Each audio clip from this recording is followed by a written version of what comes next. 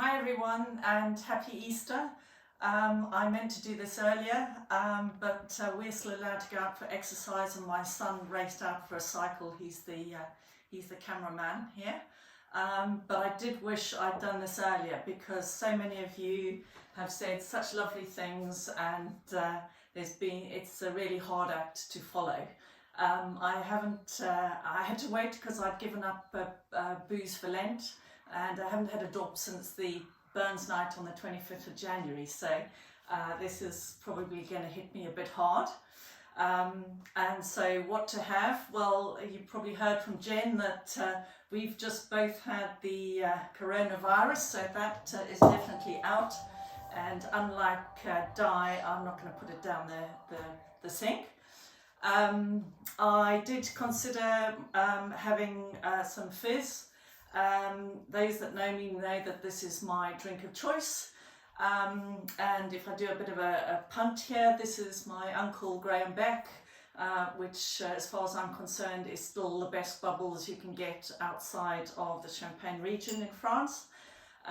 But sadly I do also think bubbles need to be shared, so and Michael's not necessarily going to share that with me, so I'm going to put that to one side as well.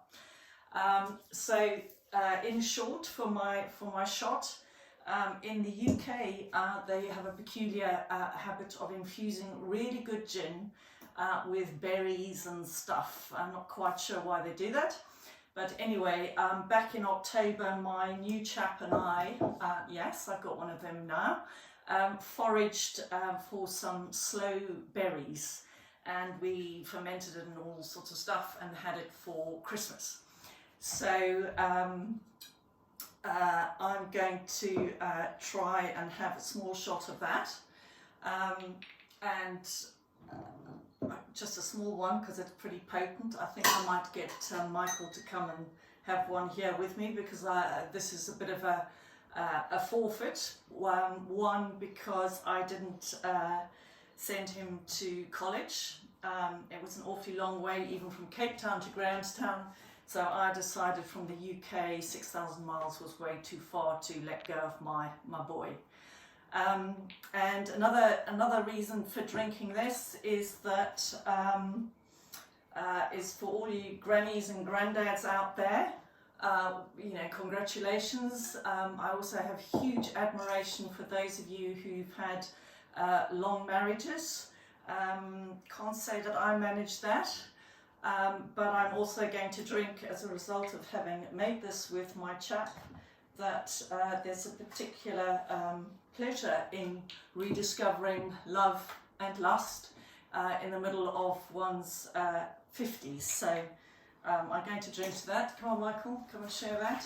I have to say that Michael is very pleased because he doesn't have exams, but at the same time he's losing his dream of rowing at Royal Henley in the summer, because as you know all our schools are closed, so there's no end of year celebrations for him. So anyway, yes, Michael, cheers to love and lust and my forfeit. It is the real stuff. Anyway, on to the next one. As I say, I'll put those aside now. And the reason for the next choice of some pink, I thought it was a screw top, but it's not, is that the whole reason I ended up coming to the reunion was as a result of drinking an awful lot of pink.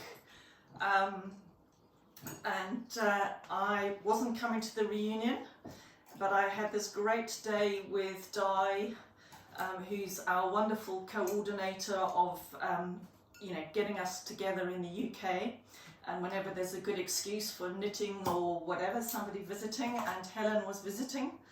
And Helen, Di, Pete, who's our honorary DSG girl over here, the four of us all went off to this wonderful place called the Hut on the Isle of Wight. We went by ferry, and we drank copious glasses of pink.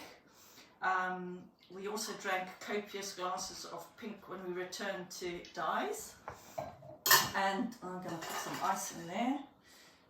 I know that's enough, but anyway, we had a great day, and at the end of the evening, I'm not sure if it was bottle 6 or 7 or 8, I actually confessed that I wasn't going to the reunion because I hadn't enjoyed the last one and that I was terrified of going. And so I confessed all. One, that at the 10th reunion I'd had plate and screws and all sorts of things in my ankle, and we used to drink a whole lot more in those days, I think, I'm not sure. And bless him, Willie Gubb said he'd look after me, and he did, throwing me around in wheelchairs in airports and whatever, but sort of getting legless when I only had one leg to begin with wasn't the easiest thing. By the end of the weekend I was completely knackered, just wanted to burst into tears, and so I thought, never again, never again. Anyway, the other reason, and I can't believe I'm going to confess this now publicly, I did it last time, as I say, after bottle 7 or 8, was that I hadn't really had a great time at DSG to start off with. There weren't many girls from Cape Town. My butt, who went to Mullins, he'd chosen to go. He was a bit of the golden boy. I was the problem child, and my father banished me as well. I wasn't hugely into sort of gaggles of girls, and I was dreadfully homesick, and also very, very shy. So I wasn't brave like Narina. I wasn't going to run away, and I knew my old man would just turn me around and send me right back. So the best thing was to get stuck into sport and studying. I happened to be the scholarship girl. I don't know quite how, maybe nobody else applied.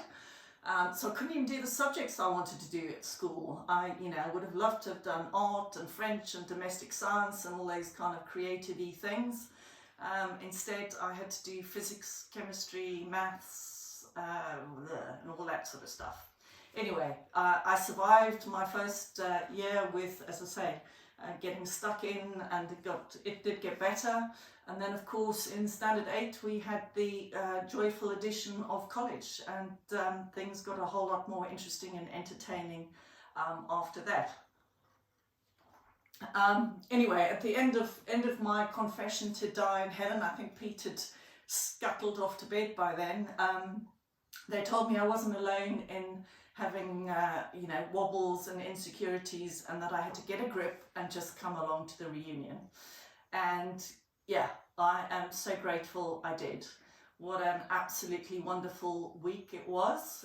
Surely one of the highlights of my life, and that's not to say I haven't had a lot of wonderful highlights, but yeah, the camaraderie, I think we've all said the words, the banter and the teasing are fueled by the friendship and the longevity and just general familiarity with each other, and it's just been great. And it's also been fantastic during lockdown and the coronavirus to have such great entertainment and support.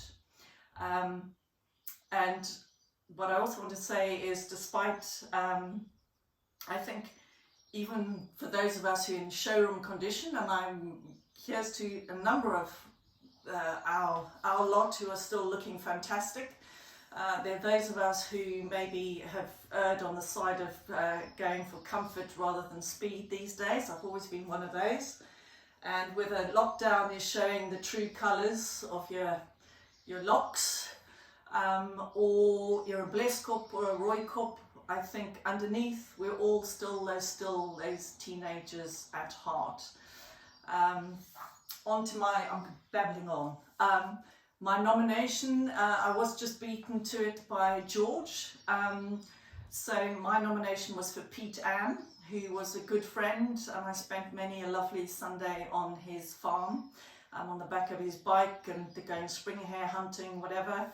And he's going to be nominated not only because he was a good friend, but because he disappeared from the reunion without saying goodbye. I think he was a bit bummed that I was going to share some secrets, but Pete, what happens in Grahamstown stays in Grahamstown. No worries, mate.